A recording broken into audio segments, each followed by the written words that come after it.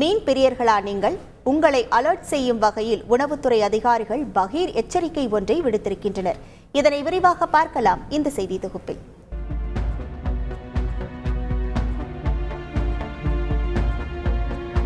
Fish cutlet, finger fry என மீன்களால் தயாரிக்கப்படும் பல வகையான உணவுகளை குழந்தைகள் முதல் பெரியவர்கள் வரை பலரும் விரும்பி உண்கின்றனர்.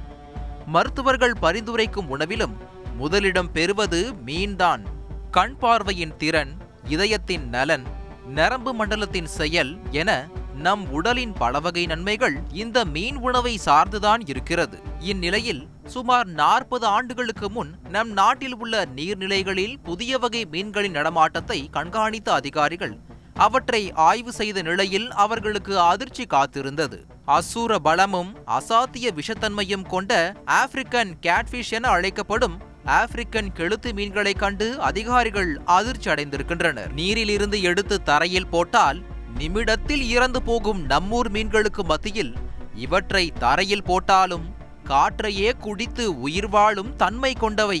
இது மட்டுமல்லாமல் ரசாயனம் கலந்த நீர், சாக்கடை நீர் என அனைத்து வகையிலும் மாசடைந்த மற்றும் விஷத்தன்மை கொண்ட நீரிலும் வாழும் தன்மை கொண்டவை இந்த மீன்கள்.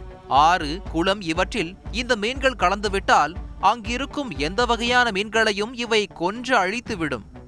இதன் பின்னர் உணவு கிடைக்கவில்லை என்றால் தங்கள் இனத்தைச் சேர்ந்த மீன்களையே வேட்டையாடும் குணம் கொண்டவை.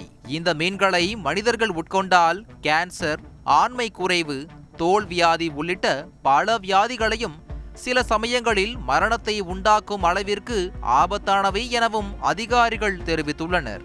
தேலி மீனை உட்கொள்வதால் மனிதர்களுக்கு நிறைய தீமைகள் வரும். தோல் வியாதி, கேன்சர், ஹார்ட் ப்ராப்ளம் வரும், ஆண்மை குறைவு வரும்.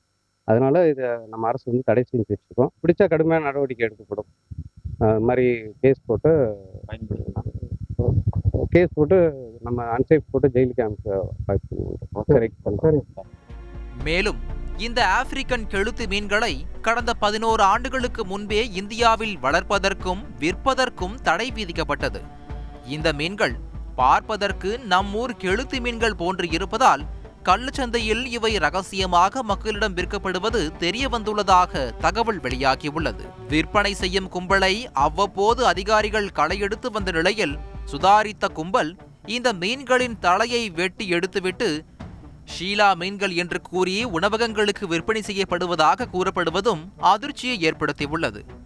இந்த நிலையில் ராமநாதபுரத்தில் ஆப்பிரிக்கன் கெளுத்தி மீன்கள் ரகசியமாக கடத்தப்படுவதாக உணவுத்துறை அதிகாரிகளுக்கு தகவல் கிடைத்துள்ளது. உச்சிபாளையம் அருகே சந்தேகத்துக்கிடமான வந்த லாரியை மடக்கி சோதனை செய்த அதிகாரிகள் கிட்டத்தட்ட 800 கிலோ எடையில் தடை செய்யப்பட்ட ஆப்பிரிக்கன் கெளுத்தி மற்றும் டேங்க் கிளீனர் மீன்களை பறிமுதல் செய்திருக்கின்றனர்.